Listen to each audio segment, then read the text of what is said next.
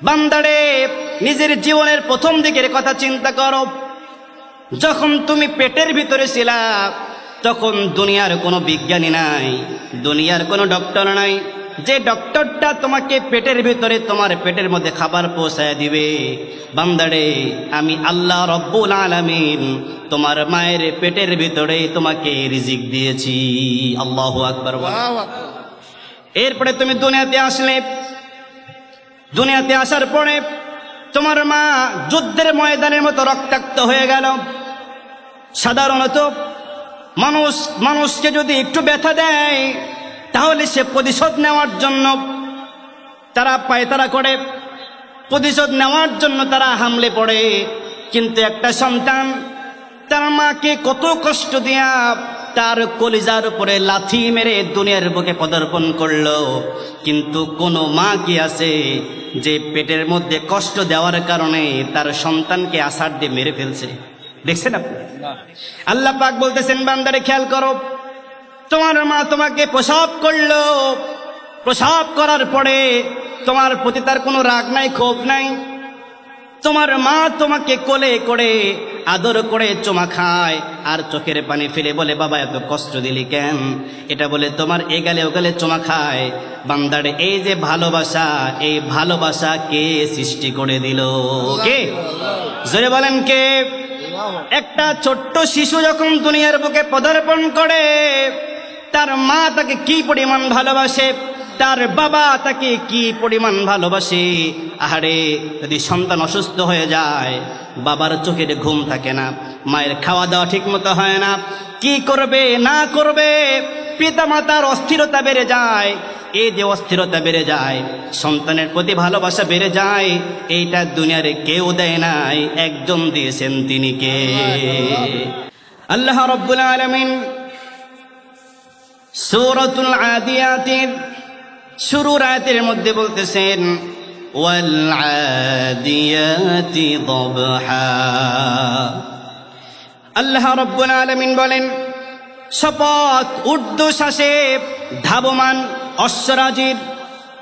অর্থাৎ রব্বুল আলামিন এখানে ঘোড়ার শপথ করেছেন, অর্থাৎ ঘোড়া কিন্তু ঊর্ধ্বশ্বাসে দৌড়ায়, তার জীবনের মায়া তারা থাকে না, তার মালিককে নিয়ে প্রাণপণে ছুটতে থাকে।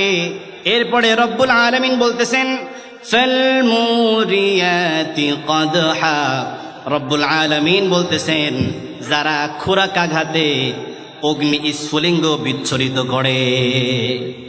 তার মানে হলো, আপনি দেখবেন ঘোড়ার পায়ের মধ্যে লোহার একটা বস্তু লাগানো থাকে, এই লোহার বস্তু নিয়ে যখন সে দৌড়ানো শুরু করে, ওই পা যখন মাটিতে ঘর্ষণ লাগে তখন মাটিতে অগ্নি স্ফুলিঙ্গ হয়। আল্লাহ রব্বুল আলামিন সেই কথাটাই বলেছেন। এরপরে রব্বুল আলামিন বলছেন, ফাল মুগীরাতি সুবহা। এরা হচ্ছে সকালে, প্রভাতকালে এরা আক্রমণ চালায়। তার মানে হলো, এরা রাতের বেলায় তাদের মালিকের সাথে সফর করে আর শত্রুর উপরে একদম ভোর বেলায় তারা আক্রমণ করে ফেলে। এরপরে রব্বুল আলামিন বলতেছেন, ফাতারনা বিহি নাকা। এরা ধুলি বিক্ষিপ্ত করে, অর্থাৎ এরা যখন রাস্তা দিয়ে চলাফেরা করতে থাকে, রাস্তায় চলাফেরা করার সময় এদের পায়ের আঘাত লেগে এই ধুলিকার এমন একটা অবস্থা হয়ে যায় যে তারা ঠিক মতো শ্বাস নিতে পারে না, ঠিক মতো নিঃশ্বাস নিতে পারে না, ঠিক মতো দেখতেও পারে না। তারপরেও তারা তার মালিককে পিঠে নিয়ে সামনের দিকে আগাইতে থাকে। ঠিক কিনা? জোরে করে বলে। এরপরে রব্বুল আলামিন বলছেন, ফাওয়াসাতনা বিহি জামআ। অতঃপর তারা শত্রুদের অভ্যন্তরে ঢুকে পড়ে। তার মানে হলো, এই ঘোড়াটা সে ভালো করে জানে, আমি যদি শত্রুর ভিতরে ঢুকে পড়ি, যে কোনো মুহূর্তে আমার শরীরের ভিতরে তীর বিঁধতে পারে, বল্লম বিঁধতে পারে, আমার প্রাণও চলে যেতে পারে। এদিকে কোনো ভ্রুক্ষেপ না করে তার মালিককে নিয়ে আসে শত্রুদের মধ্যে ঢুকে পড়ে।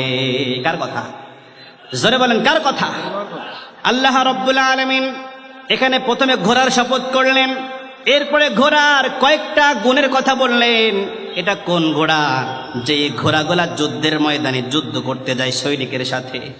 আল্লাহ পাক সেই ঘোড়ার কসম করলেন ঘোড়ার কসম করার পরে রব্বুল আলামিন বলতেছেন, ইন্নাল ইনসানা লিরাব্বিহি লাকানুদ।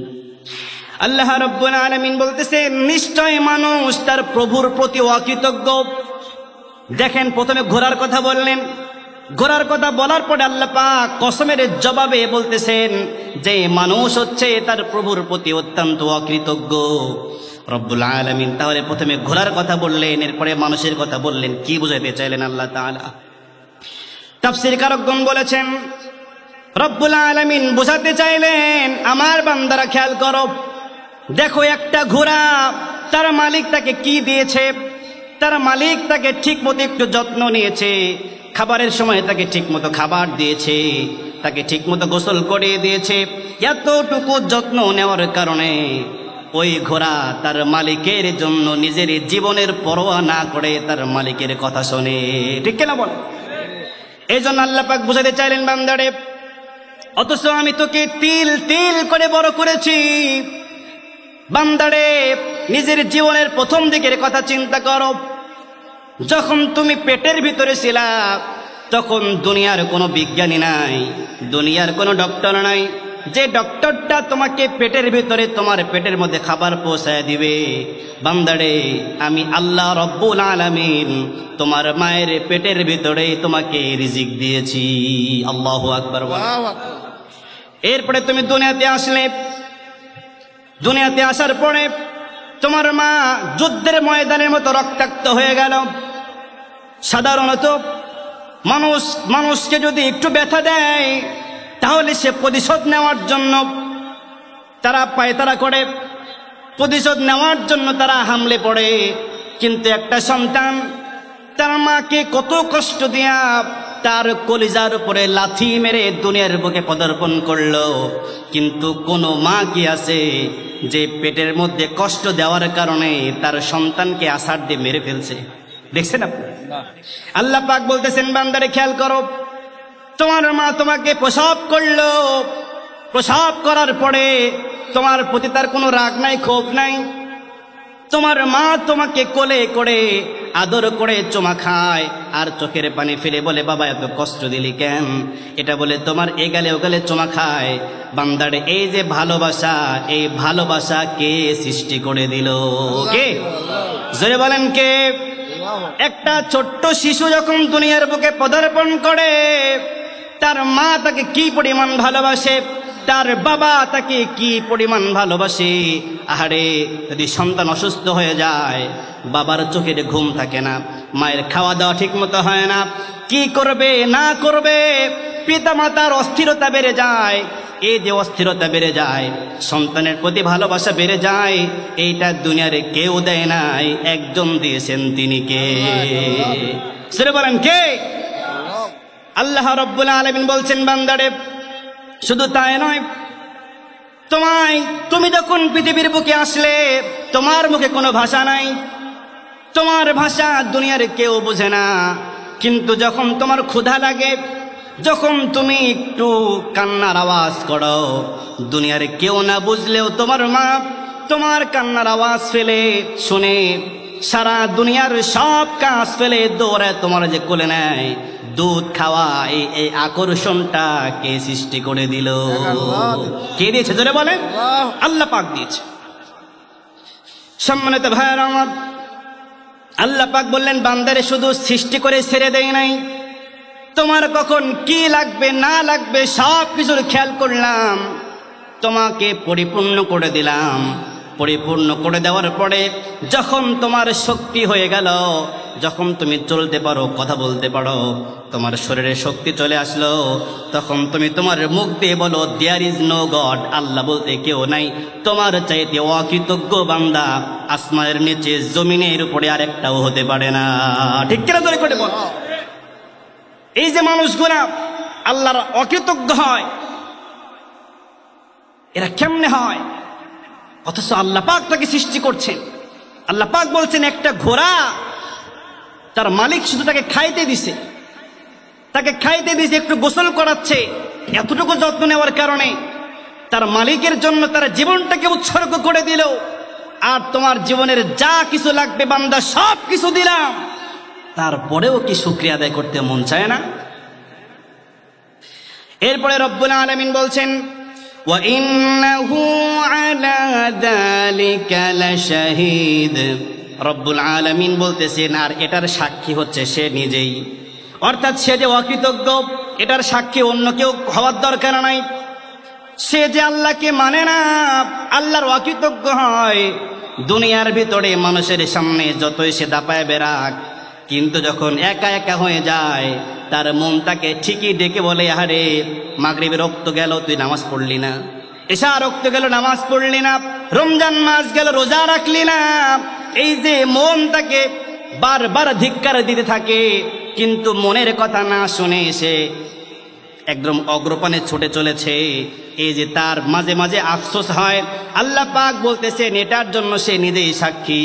সে যে নাফরমান, সে যে অকৃতজ্ঞ, এটার সাক্ষী কারোর হওয়ার দরকার নাই, এটা সে নিজেই নিজের সাক্ষী। কথা বলুন ঠিক কিনা? এরপরে রব্বুল আলামিন বলছেন ওয়া ইন্নাহু লিহুব্বিল খায়রি লাশাদীদ। রব্বুল আলামিন বলতেছেন বস্তুত এটা হচ্ছে ধন সম্পদের প্রতি তার ভালোবাসা, তার মায়া, ধন সম্পদের প্রতি সে আকৃষ্ট হয়ে গেছে। জোরে বলুন ঠিক কিনা? ওয়া ইন্নাহু লিহুব্বিল খায়রি লাশাদীদ। আল্লাহ পাক বলছেন বস্তুত এটা হচ্ছে ধন সম্পদের প্রতি তার ঘোর আকর্ষণ, অর্থাৎ ধন সম্পদের কারণে সে তার রবকে ভুলে গেছে। আল্লাহ পাক বোঝাচ্ছেন কি, ধন সম্পদের কারণে সে তার রবকে ভুলে গেছে। অথচ সারা দুনিয়ার যত সম্পদ আছে, সম্পদের মালিককে একটু আওয়াজ করে বলেন, সম্পদের মালিককে। আপনারা কি আমার কথা বুঝতেছেন? আচ্ছা, ইকো মনে হয় একটু কমায় দিলে ভালো হয়, ইকো একটু বেড়ে গেছে, ইকো হালকা একটু কমায় দেন। হ্যাঁ, কথা বোঝা যায় ঠিক মতো? আচ্ছা ঠিক আছে, আপনাদের সমস্যা না হলে আমার সমস্যা নেই ইনশাআল্লাহ। তাহলে আল্লাহ পাক বলছেন যে এই যে কাজগুলো করলো এটা কেন? বস্তুত এদের সম্পদের প্রতি একটা আকর্ষণ কাজ করে, মায়া কাজ করে। এই মায়া কাজ করার কারণে সে তার রবকে পর্যন্ত ভুলে যায়। অথচ সেই কথা ভুলে যায় যে দুনিয়ার বুকে যত সম্পদ আছে সব সম্পদের মালিক হচ্ছেন একজন, তিনি কে? জোরে বলেন কে?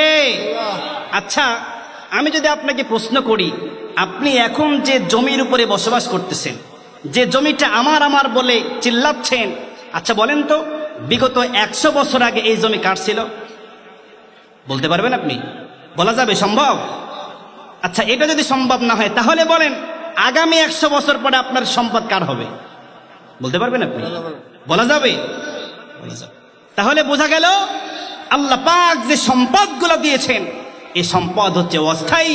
আজকে আমার আমার আমার আমার করতেছি, কিন্তু যখন মালাকুল মউত চলে আসবে, দুনিয়ার সব কিছু রেখে আমাকে 3.5 হাত কবরের ভিতরে মাত্র 3 টুকরা কাপড় নিয়ে চলে যাওয়া লাগবে। ঠিক কিনা বলে? এজন্য সম্পদের লোভ করা যাবে না। এই সম্পদের লোভ মানুষকে ঈমান হারা করে ফেলে, মানুষকে বেঈমান বানায় দেয়, মানুষকে শিরকের দিকে ধাবিত করে। এজন্য লোভ থেকে আমাদেরকে বেঁচে থাকা লাগবে। সম্মানিত ভাইয়ের আমার, এই লোভ সম্পর্কে রব্বুল আলামিনের হাবিব বিশ্বনবী মুহাম্মদুর রাসূলুল্লাহ সাল্লাল্লাহু আলাইহি ওয়াসাল্লাম তিরমিজি শরীফের ভিতরে একটি হাদিস বর্ণনা করেছেন। বিশ্বনবী মুহাম্মদুর রাসূলুল্লাহ সাল্লাল্লাহু আলাইহি ওয়াসাল্লাম বলেন যে যদি 2টি ক্ষুধার্ত বাঘকে যদি একটা ছাগলের পালের ভিতরে ছেড়ে দেওয়া হয়, এই 2টি বাঘ সেই ছাগলের পালের যত বড় ক্ষতি না করতে পারে। কোন একজন মানুষের অর্থের লোভ, প্রতিপত্তির লোভ, ক্ষমতার লোভ তার চাইতেও তার দিনের ব্যাপারে বড় ক্ষতি করে। অর্থাৎ তার লোভটা এত পরিমাণ কাজ করে, লোভের কারণে সে তার ঈমানকে হারায় ফেলে, তার দিনকে সে হারায় ফেলে, সে তার দিনের পথ হারিয়ে সে বেঈমানের পথ ধরে। কথা বলুন ঠিক কিনা? এজন্য লোভ বড় খারাপ জিনিস। এই লোভে যে পড়েছে সে তার ঈমান নষ্ট করে ফেলছে, তার দুনিয়ার জিন্দেগির সুখ শান্তি আরাম আয়েশ যা কিছু ছিল সব কিছু নষ্ট করে ফেলছে। এজন্য আমাদেরকে লোভ করা যাবে না। কি করা যাবে না ভাই? জোরে বলেন, কি করা যাবে না? লোভ করা যাবে না। তবে যত রকম লোভ আছে, এই লোভের ভিতরে আমি মনে করি সবচাইতে মারাত্মক লেভেলের লোভ যেটা মানুষের হয় সেটা হচ্ছে ক্ষমতার লোভ। কিসের লোভ? একটু জোরে করে বলেন, আমার কথা বোঝেন বলে আপনারা একটু বলেন না, কিসের লোভ? ক্ষমতার লোভ। একটু তাকায় দেখেন, আমার সোনার বাংলাদেশে এমনও দল আছে যে দলে শুধুমাত্র 100টা মানুষ, 50টা মানুষ, 20টা মানুষ নিয়ে একটা দল আছে না? নেই? আছে না? এটা কেন? বলে দল 10 জনের হতে পারে, কিন্তু পদ তো আছে। বলে কি? বলে আমি সেক্রেটারি, এ হচ্ছে জয়েন্ট সেক্রেটারি, এ হচ্ছে সভাপতি, এ হচ্ছে ক্যাশিয়ার, এ হচ্ছে সহসভাপতি। এই যে ক্ষমতার লোভ আছে না ভাই, এই ক্ষমতার লোভ মানুষকে ইমান হারা করে ফেলে। একদম প্রধানমন্ত্রী থেকে শুরু করে একদম নিম্ন পর্যায়ের যত দল আছে, এই প্রত্যেকটা দলের যে ক্ষমতার একটা লোভ, এটা অনেকের মধ্যে কাজ করে। আর এই ক্ষমতার লোভ যখন মানুষের মধ্যে চলে আসে তখন সে অন্ধ হয়ে যায়, সে কি বলে না বলে কিচ্ছু বুঝে আসে না। যেমন দেখেন, আমাদের সাবেক একজন সরকার যে বাংলাদেশ ছেড়ে চলে গেছে, নাম জানেন তো আপনারা নাকি? তার নামটা নেওয়ার প্রয়োজন নেই। ক্ষমতা পেয়ে সে এত অন্ধ হয়ে গিয়েছিল, তার মুখ দিয়ে এমন এমন কথা বলেছে, আমি মনে করি সেই কথাগুলো বলার কারণে সে বেঈমান হয়ে গেছে, তার ঈমান নাই। সে যদিও সরাসরি নিজেকে ফেরাউনের মতো খোদা বলে দাবি করতে পারে নাই, কিন্তু সে ঠিকই কৌশলে কিন্তু খোদা সেজে গিয়েছিল। আপনি বলবেন হুজুর কেমনে? আমি বলবো এমনে। সে বলে যে বিএনপির আমলে মানুষ হায়াত পাতো কয় বছর? বলে 55 থেকে 57 বছর। বলতো না এরকম যে 55 থেকে 57, সর্বোচ্চ 58। এখন আমার আমল চলে, আমার আমলে এরা হায়াত পায় কয় বছর? কয় 73 বছর, 73 থেকে 75। আর যারা মেয়ে তারা আরেকটু বেশি। এটা বলে আবার মুসকে মুসকে হাসি দেয়। নাউজুবিল্লাহ বলবেন না? তার ঈমান আছে। আমরা বিশ্বাস করি আমাদের রব একজন, তিনি হচ্ছেন আল্লাহ। তিনি কে? আর জোরে বলেন, তিনি কে?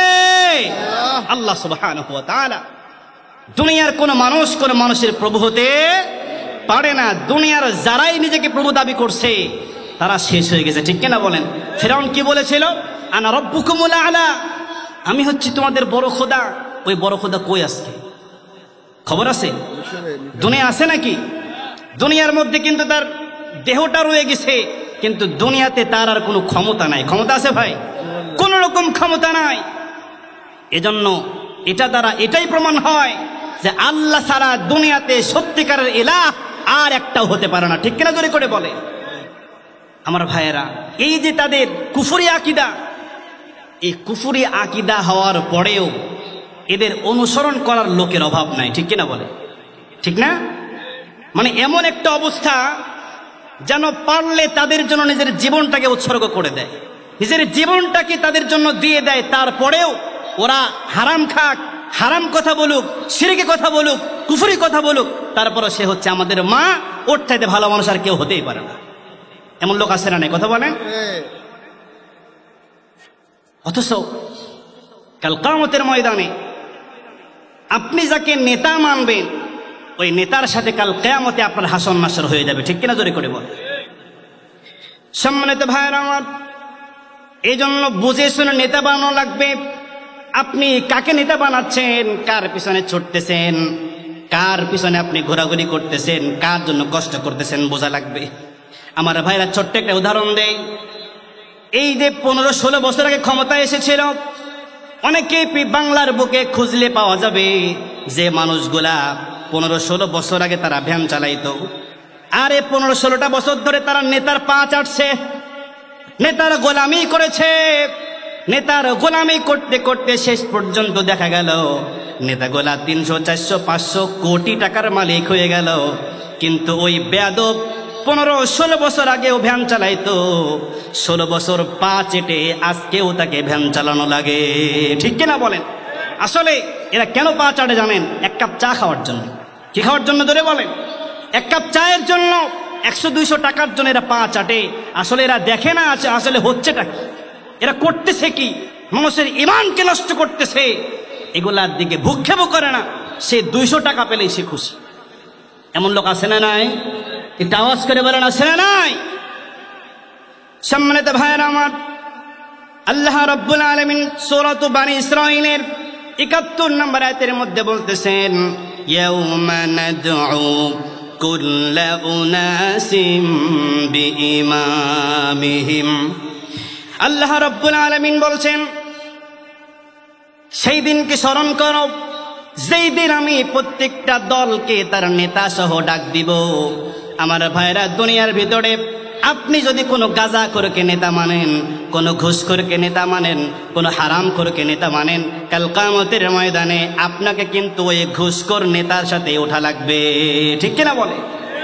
যদি ওই নেতা জাহান্নামের মধ্যে যায়, ওই নেতাকে অনুসরণ করার কারণে আপনাকেও কিন্তু নেতার সাথে জাহান্নামে যাওয়া লাগবে। এই জন্য কাকে নেতা মানতেছেন, কার পিছন ধরে আপনি জাহান্নামের দিকে ছুটতেছেন, একটু খেয়াল করা লাগবে, ঠিক কিনা বলেন? তার পিছ ধরে সে জাহান্নামের দিকে যাচ্ছে, আপনিও তার দিকে ছুটতেছেন না। আপনাকে তাহকিক করতে হবে, আমি কার সাথে চলতেছি, এ কি আসলে 5 ওয়াক্ত নামাজ পড়ে কিনা, সে যাকাত দেয় কিনা, রমজানের সিয়াম পালন করে কিনা, আপনাকে এগুলো খেয়াল করা লাগবে, ঠিক কিনা জোরে করে বলে? অথচ নেতা যেমনই হোক, মদ খাক, গাঁজা খাক, নারীবাজি করুক, টাকা মেরে খাক, তারপরেও যখন স্লোগান দেয় তখন বলে আমার নেতার চরিত্র ফুলের মতো পবিত্র। আছে না নাই জোরে করে বল? অথচ নামাজও পড়ে না 1 ওয়াক্ত, যাকাত দেয় না, এরপরে হজ ফরজ হয়েছে হজ করে না, মদ আর মেয়ে মানুষ নিয়ে রাতের পর রাত পড়ে থাকে, তারপরেও কয় আমার নেতার চরিত্র ফুলের মতো পবিত্র। আসলে ওর চরিত্র কুত্তার চাইতেও খারাপ, কথা বলুন ঠিক কিনা? তুমি কার পিছনে ছোট? তুমি যার পিছনে ছুটতেছ, যে মদ নিয়ে পড়ে আছে, মেয়ে মানুষ নিয়ে পড়ে আছে, কাল কিয়ামতের ময়দানে তুমি যদি পৃথিবীর বুকে ওই নেতাকে অনুসরণ করো, কালকে ওই নেতার সাথে তোমার হাসর নাসর হয়ে যাবে, নেতা যাবে জাহান্নামে, তোমারও সাথে করে নিয়ে যাবে, ঠিক কিনা বলে? এই জন্য নেতা নির্বাচন করতে গিয়ে আমাদের খুব সাবধান হওয়া লাগবে। আমার ভাইয়েরা, আমরা একটা মসজিদের ইমাম যখন নিয়োগ দেই তখন কত কিছু খেয়াল করি। আমরা দেখি যে এই ইমাম সাহেব ঠিক মতো নামাজ পড়ে কিনা, ইমাম সাহেবের কোরআন তেলাওয়াত ঠিক আছে কিনা, ইমাম সাহেবের চেহারা ঠিক আছে কিনা, ইমাম সাহেবের বউ ঠিক আছে কিনা, ইমাম সাহেবের আগের চরিত্র ঠিক আছে কিনা, তার 14 গোষ্ঠীর সব খোঁজ খবর নিয়ে তারপরে আমরা একটা মহল্লার ইমাম বানায় দেই, ঠিক কিনা বল? একটা মহল্লার কয়েকজনের নেতা বানায় দেই। তাকে একটা মহল্লার কয়েকজনের নেতা বানাতে গিয়ে তার 14 গোষ্ঠী সব খবর নিলাম, কিন্তু যে নেতাকে আমি এই চাটমোহর, সারা চাটমোহর যে শাসন করবে তার চরিত্র কেমন, এটা নিয়ে আমাদের কোনো মাথা ব্যথা নাই, ঠিক কিনা বলে? আমি কি ভুল কিছু বললাম?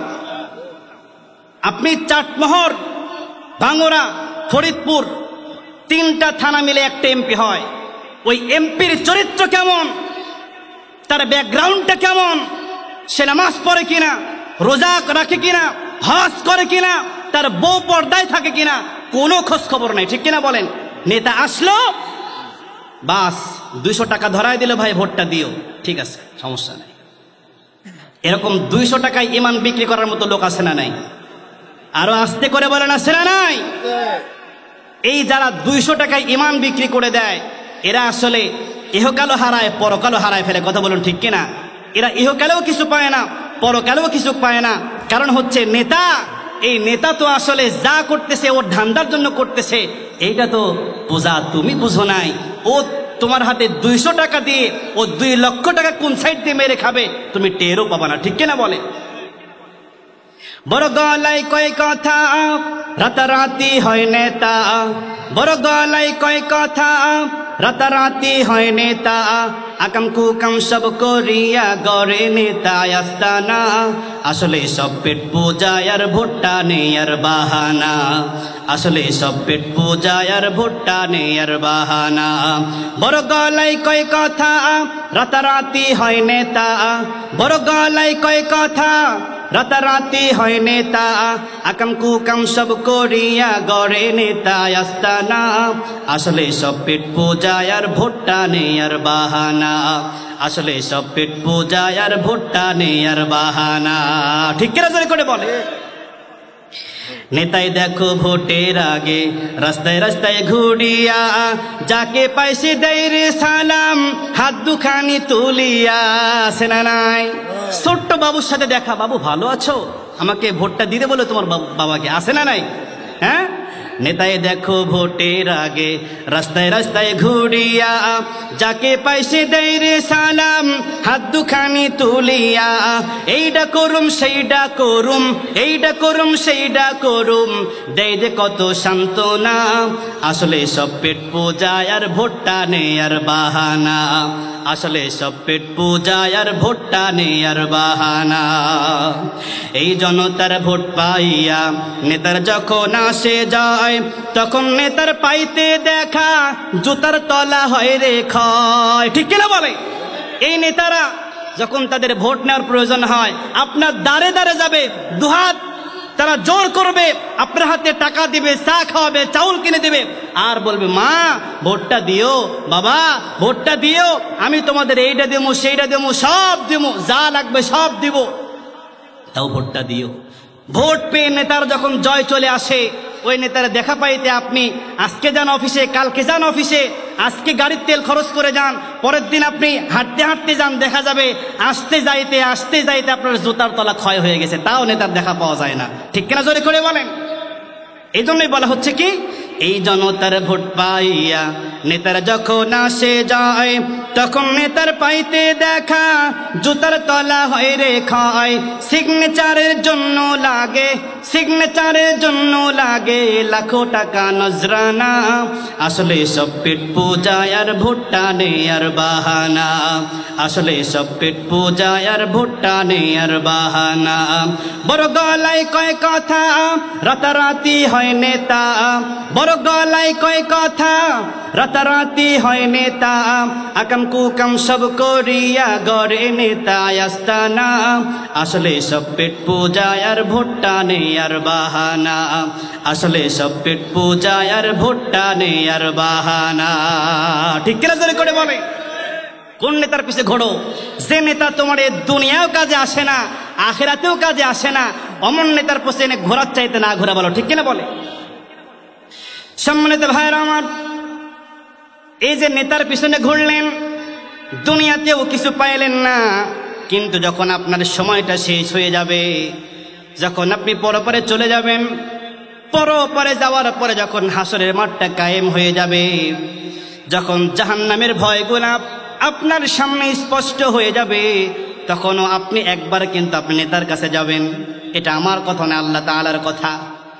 আল্লাহ রাব্বুল আলামিন সূরাত ইব্রাহিমের 21 নম্বর আয়াতের মধ্যে বলতেছেন, ওয়াবারাজু লিল্লাহি জামিআন ফাকালা الضعفاء للذين استكبروا إنا كنا لكم تبعا। আল্লাহ রাব্বুল আলামিন বলতেছেন, ওয়াবারাজু লিল্লাহি জামিআ, সকল মানুষকে একত্রিত করা হবে। একত্রিত করার পরে দুর্বলেরা তারা বড়দের কাছে যাবে, যারা দুনিয়াতে অহংকার করেছিল, তাকাব্বুরি করেছিল। অর্থাৎ এখানে আল্লাহ পাক কর্মী আর নেতার কথা বলেছেন। কার কথা বলেছেন? একটা আওয়াজ করে বলেন, কার কথা? আল্লাহ রাব্বুল আলামিন এখানে নেতার কথা বললেন আর কর্মীর কথা বললেন। আল্লাহ রাব্বুল আলামিন বলতেছেন, ওই কর্মীটা নেতার কাছে যাবে, নেতাকে ডাক দিয়ে বলবে, নেতা দুনিয়ার ভিতরে আমি তোমাকে ইত্তেবা করতাম, তোমার অনুসরণ করতাম। এরপরে তাকে প্রশ্ন করা হবে, ফাহাল আনতুম মুগনুনা আন্না মিন আযাবিল্লাহি মিন শাই। আল্লাহ রাব্বুল আলামিন বলতেছেন, তখন পূজারা, তখন তাদের কর্মীগুলা তাকে জিজ্ঞাসা করবে, আমার নেতা দুনিয়াতে তোমার ইত্তেবা করতাম, অনুসরণ করতাম, আজকে কি তোমার একটু ক্ষমতা হবে? তুমি আজকে আল্লাহর আযাব থেকে আমাদেরকে একটু বাঁচিয়ে দিবে? একটু বাঁচায় দাও। দুনিয়াতে যা করছো তাই করছি, কোনো দাবি করি নাই, কিন্তু আজকে একটা দাবি, এই যে আল্লাহ পাকের আযাব, এত শাস্তি, এটা ভোগ করার মতো সাহস, ভোগ করার মতো ধৈর্য আমাদের নাই। ও নেতা, আজকের দিনে আমাকে একটু সাহায্য করো। দুনিয়ায় তো কিছুই দেওয়া নাই, দুনিয়াতে তুমি 400-500 কোটি টাকার মালিক হয়ে গেছো, আমি ভ্যানওয়ালাই ছিলাম, কিন্তু দুনিয়ায় যেহেতু কিছুই দেওয়া নাই, আজকে যদি পারো আমাকে একটু আল্লাহর আযাব থেকে রক্ষা করো। রক্ষা করবে? রক্ষা করবে? সম্মানিত ভাইরা আমার, আল্লাহ রব্বুল আলামিন জানায় দিলেন তারা কি বলবে। রব্বুল আলামিন বলেন, তারা বলবে ক্বালু লাউ হাদানাল্লাহু লাহাদাইনাকুম। আল্লাহ রব্বুল আলামিন বলেন, তখন নেতারা ডাক দিয়ে বলবে, যদি আমাদের কাছে হেদায়াত চলে আসতো তাহলে আমরাও তোমাদেরকে হেদায়াত প্রাপ্ত করতাম। আসলে আমাদের কাছে কোনো হেদায়াত আসে নাই, তোমাদেরকে কি হেদায়াত দেব? তোমাদেরকে আজকে বাঁচানোর কোনো ক্ষমতা আমাদের নাই। তারা ডাক দিয়ে বলবে, সাওয়াউন আলাইনা আজাজি'না আম সাবারনা মা লানা মিন মাহিস। আল্লাহ রাব্বুল আলামিন বলছেন, তখন নেতারা ডাক দিয়ে বলবে, আজকের দিনে যদি তোমরা চিৎকার চেঁচামেচি করো অথবা ধৈর্য ধারণ করো, উভয়টাই আমাদের জন্য সমান। আজকে নিষ্কৃতি পাওয়ার কোনো রাস্তা আমাদের নাই।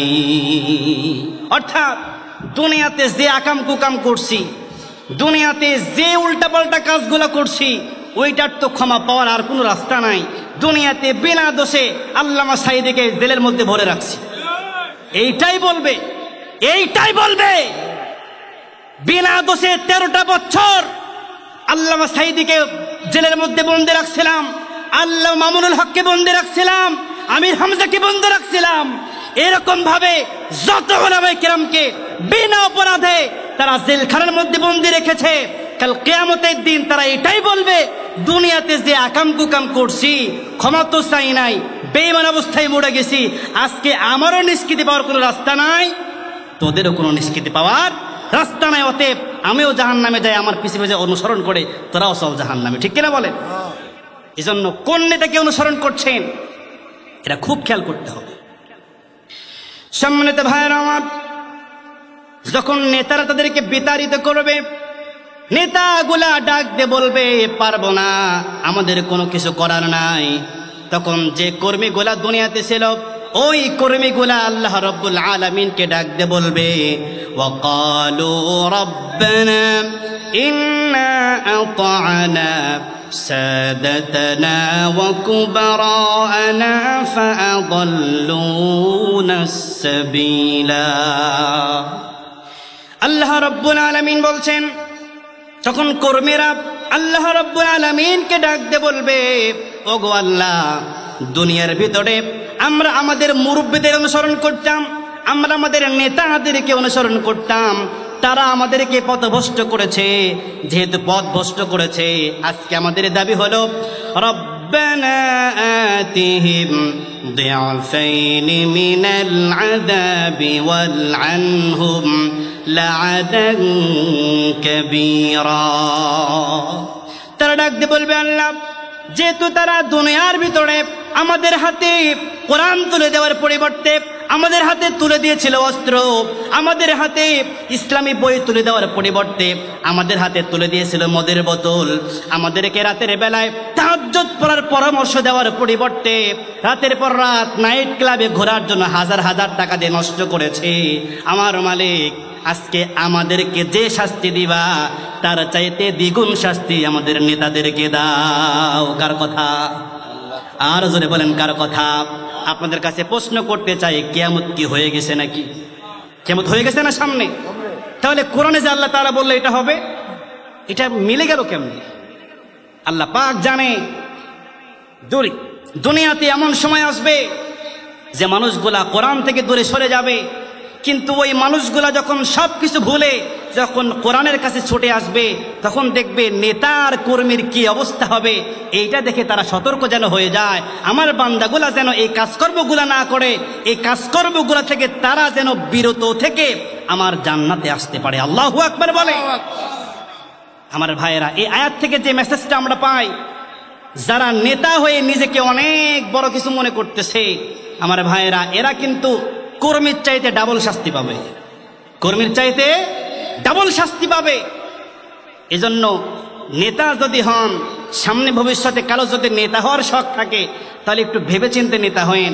আপনার যারা কর্মী হবে, এই কর্মীদেরকে আপনি কোন পথে চালাচ্ছেন খুব খেয়াল করে সামনে অগ্রসর হওয়া লাগবে। ঠিক কিনা জোরে করে বলেন? কারণ আপনি যদি আপনার কর্মীকে খারাপ পথে পরিচালনা করেন, কাল কিয়ামতের ময়দানে দেখা যাবে আপনার কর্মীর যে শাস্তি হবে, আপনার কর্মীর চাইতে আপনার ডাবল শাস্তি হয়ে যাবে। ঠিক কিনা জোরে করে বলেন? এজন্য নেতা যদি হতে হয়, নেতা হতে হবে হযরত ওমরের মতো। ঠিক কিনা জোরে করে বলেন? হযরত ওমর রাদিয়াল্লাহু আনহু মনে হয় আমাদের বাংলাদেশের কিছু কিছু নেতার মতো চোর ছিল নাকি? হ্যাঁ, উনি রাষ্ট্রীয় মাল কি চুরি করতেন? হ্যাঁ, অথচ আমার দেশে বড় আশ্চর্য লাগে, অন্য মানুষের কথা বাদই দিলাম, একদম যে বাড়ির দারোয়ান, যে প্রাইভেট কারের ড্রাইভার, সেও নাকি 400 কোটি টাকার মালিক। বাড়ির কথা 400 কোটি টাকার মালিক, সে নাকি হেলিকপ্টার ছাড়া চলতোই না। এতগুলো টাকা কোত্থেকে আসলো? সবগুলো টাকা আমার দেশের শ্রমিকদের ঘাম ঝরানোর টাকা। ঠিক কিনা জোরে করে বলে? এই টাকাগুলো তারা আত্মসাৎ করে বাংলাদেশটাকে একদম অচল করে দিয়েছে, যার কারণে আজকে প্রত্যেকটা মানুষকে ভোগান্তি বইতে হচ্ছে। ঠিক কিনা জোরে করে বলে? আজকে একটা মানুষ 500 টাকা নিয়ে যখন বাজারে যায়, বাজার থেকে আসার সময় তার কাঁদতে কাঁদতে তার বাড়িতে যাওয়া লাগে। ঠিক কিনা বলেন? এটা সবাই বুঝবেন না, এটা সবাই বুঝবেন না। যে সমস্ত মধ্যবিত্তরা দিনে 500 টাকাও ইনকাম করতে পারে না, যখন বিবি বাজারের ব্যাগটা হাতে ধরায় দেয়, তখন চোখ দিয়ে টপ টপ করে পানি পড়ে। এই চোখের পানি যে ঝরেছে, এই চোখের পানি আল্লাহ পাক কবুল করেছে, যার কারণে 5 আগস্টে এটার ফলাফল আমরা নিজ চোখে দেখেছি। ঠিক কিনা জোরে করে? সম্মানিত ভাইরা আমার, হযরত ওমর ফারুক রাদিয়াল্লাহু তাআলা আনহু তিনি এমন একজন নেতা ছিলেন। হযরত ওমর ফারুক রাদিয়াল্লাহু তাআলা আনহু তিনি নিজে কখনো রাষ্ট্রীয় মাল কখনো নিজে ভক্ষণ করেন নাই, নিজে কখনো রাষ্ট্রের মাল চুরি করেন নাই। বরং তার জীবনে একটা ঘটনা এমন আছে, হযরত ওমর রাদিয়াল্লাহু তাআলা আনহুর শাসন আমলে কোনো একটা বছর ঈদের সময় চলে আসলো। এই মুহূর্তে যখন ঈদের দিন সকালবেলায় তার বিবি ডাক দিয়ে বলতেছে, স্বামী হে, আমরা তো বড় হয়ে গেছি, আমাদের তো পোশাকের দরকার নাই, কিন্তু ছোট্ট ছোট্ট 2টা বাচ্চা, ওই বাচ্চাগুলা নতুন পোশাকের আবদার করেছে, ওরা মন খারাপ করে বসে আছে, আপনি একটু তাদের নতুন জামার ব্যবস্থা করে দেন। হযরত ওমর ফারুক রাদিয়াল্লাহু তাআলা আনহু ডাক দিয়ে বলতেছে, বিবি রে, তুমি তো জানো যে পরিমাণ বেতন পাই, এই বেতন দিয়ে আমার সংসারই চলে না, আমি কেমন করে আমার সন্তানের জামা বানায় দিব? কে বলতেছেন? আমিরুল মুমিনিন, যিনি অর্ধজাহানের খলিফা, তিনি বাংলাদেশের ছোট্ট একটা দেশের মতো নেতা নয়, ছোট্ট একটা দেশের নেতা নয়, তিনি অর্ধজাহানের খলিফা। তিনি বলতেছেন যে যে বেতন পাই, এই বেতন দেওয়া সংসারে চলে না, বাচ্চাদেরকে জামা কাপড় কেমন করে বানায় দিব? আর আমার দেশে এমপি হওয়া লাগে না, মন্ত্রী হওয়া লাগে না, যদি কোনোভাবে মেম্বার হতে পারেন তাহলে 5 বছরে মালামাল হয়ে যায়। ঠিক কিনা জোরে করে বলে? যে বেতন পায় ওই বেতনে তো আসলে মালামাল হওয়ার কথা নয়। টাকাগুলো কই পাইলো? চুরি ছাড়া কোনো উপায় আছে ভাই? কথা বলেন না কেন? রিলিফের কার্ড দেওয়া হয়, যারা তোমার গ্রামে যারা দরিদ্র, হতদরিদ্র, দেখা যায় সকালে ভাত পায় না, সকালে খাই তো বিকালে ভাত পায় না, বিকালে খাই তো রাতে ভাত পায় না, ওই সমস্ত লোকদেরকে রিলিফ দিবা। ও কি করে? যদি 100টা রিলিফ পায়, 20টা বিলি করে, 80টা তার নিজের কাছে রেখে দেয়। আছে না নাই? এরকম চোর দেখেন না আপনারা? অথচ হযরত ওমর অর্ধজাহানের খলিফা, হযরত ওমর ফারুক ডাক দিয়ে বলতেছে, বিবি রে, আমি আমার সন্তানকে জামা বানায় দেব, সেই জামা বানায় দেওয়ার ক্ষমতা আমার নাই। এবার বিবি পরামর্শ দিচ্ছে, আমার স্বামী, আপনি একটা কাজ করেন। বলে কি করব? বলে আপনি বাইতুল মাল থেকে আপনার বেতনটা অগ্রিম নিয়ে নেন 1 মাসের। বিবি যখন পরামর্শ দিল, বলছে, হ্যাঁ তুমি একটা ভালো পরামর্শ দিয়েছ। বাইতুল মালের দায়িত্বে যে সাহাবী ছিলেন, ওই সাহাবীর কাছে হযরত ওমর ফারুক রাদিয়াল্লাহু তাআলা আনহু একটা চিঠি লিখে পাঠালেন, টাকা চার আবদার লিখে একটা চিঠি লিখে পাঠালেন। ওই চিঠিটা যখন সাহাবীর হাতে চলে গেল, এবার সাহাবী চিঠিটা দেখে তার চোখ দিয়ে টপ টপ করে পানি পড়তেছে। সাহাবী চিঠিটা দেখে আশ্চর্য হয়ে গেল, আরে অর্ধজাহানের খলিফা, সে নাকি বলে তার বাচ্চার জামা কাপড় বানা দেওয়ার টাকা নাই, এ আবার কেমন খলিফা? তার সততা দেখে তিনি কান্না করে ফেলেছেন। কিন্তু তার আর কি সততা, তার যুগের যে মানুষ তারও একই সততা। আল্লাহু আকবার বলেন। তার যদি কষ্ট লেগেছে, সম্ভবত সাহাবীর হযরত হুযায়ফা রাদিয়াল্লাহু আনহু হবে, তিনি এবার পাল্টা একটা চিঠি লিখলেন। চিঠির মধ্যে লিখলেন, আমিরুল মুমিনিন, আমি আপনাকে টাকা দেব ঠিক আছে, কিন্তু আমি আপনার কাছে কয়েকটা প্রশ্ন করতে চাই। যদি প্রশ্নগুলোর উত্তর আপনি সঠিকভাবে দিতে পারেন তাহলে আপনাকে টাকা দিব, আমার কোনো আপত্তি নাই। বলে কি প্রশ্ন? তিনি 1 নাম্বার প্রশ্ন করলেন, ও আমিরুল মুমিনিন, আপনি অগ্রিম 1 মাসের বেতন নেবেন, আপনার কাছে কি গ্যারান্টি আছে নাকি যে আপনি আগামী 1 মাস পর্যন্ত পৃথিবীর বুকে বেঁচে থাকবেন? আপনার গ্যারান্টি আছে? দ্বিতীয় প্রশ্ন, ও আমিরুল মুমিনিন, আপনি যে বলতেছেন আগামী 1 মাস পরে আপনি বেতনগুলো শোধ হয়ে যাবে, আপনি কি এটা গ্যারান্টি দিতে পারেন যে আগামী 1 মাস পর্যন্ত দেশের জনগণ আপনাকে ক্ষমতায় রাখবে? আপনার কোনো গ্যারান্টি আছে? যদি থাকে তাহলে আপনি নিয়ে যান। আচ্ছা, এমন কথা যদি আমাদের শুধু বাংলাদেশ না, সারা দুনিয়া যত রাষ্ট্র আছে, যদি প্রধানমন্ত্রী যদি এরকম ভাবে টাকা চাইতো আর তার কর্মী বলতো আগে জবাব দাও তারপরে টাকা নাও, পরের দিন তার চাকরি থাকতো? কথা কয় না, চাকরি থাকতো? তার চাকরি কিন্তু নট হয়ে যেত। কিন্তু হযরত ওমর তিনি কি একটা ধৈর্যের পরিচয় দিলেন, আর তিনি কতটা খুশি হলেন। চিঠিটা পাওয়ার পরে সাধারণতভাবে হযরত ওমর ফারুক রাদিয়াল্লাহু তাআলা আনহু তো রাগান্বিত হওয়ার কথা ছিল, কিন্তু হযরত ওমর রাগ করলেন না। তিনি বরং চোখ দিয়ে পানি ছেড়ে দিলেন। তার চোখ দিয়ে টপ টপ করে পানি পড়তেছিল। তাকে ডাক দিয়ে বলা হলো, আপনি কান্না করেন কেন? আপনি কি এমন পড়লেন আর কান্না করতেছেন? আপনি কি হুযায়ফার উপরে রাগ করলেন নাকি আপনি কান্না করেন কেন? হযরত ওমর ডাক দিয়ে বলে, আমি যে কান্না করতেছি এটা আমার দুঃখের কোনো পানি নয়, আমি সুখে কাঁদতেছি যে আমি বাইতুল মালের দায়িত্বে এমন একজন লোককে সেট করেছি যে স্বয়ং প্রধানমন্ত্রীর টাকা চাইলেও 1টি টাকাও সে সেখান থেকে খরচ করতে চায় না। আল্লাহু আকবার জোরে করে বল। অথচ আমার দেশে কত দেখা যায় যে দায়িত্ব দেওয়া যায়, যদি রোডের কাজের জন্য কিছু টাকা পাঠানো হয়, কথার কথা একটা উদাহরণ দিচ্ছি, 10 লাখ টাকা পাঠানো হলো কাজ করার জন্য, ওই 10 লাখ টাকার উপর মহল থেকে আস্তে আস্তে আস্তে আস্তে 9 লাখ টাকা নাই 1 লাখ টাকার কাজ হয়, আসে না নাই? জোরে বলেন। এই টাকাগুলো মনে হয় বাতাসে উড়ে গেল নাকি? বাতাসে উড়ে গেল। এই যে টাকাগুলো আত্মসাৎ করলো, যদি ওমর ফারুক রাদিয়াল্লাহু আনহু বেঁচে থাকতেন আর ওই সময়ের লোক তারা হতো, তাহলে তাদেরকে জিন্দা মাটির নিচে পুঁতে ফেলতেন। কথা বলুন ঠিক কিনা?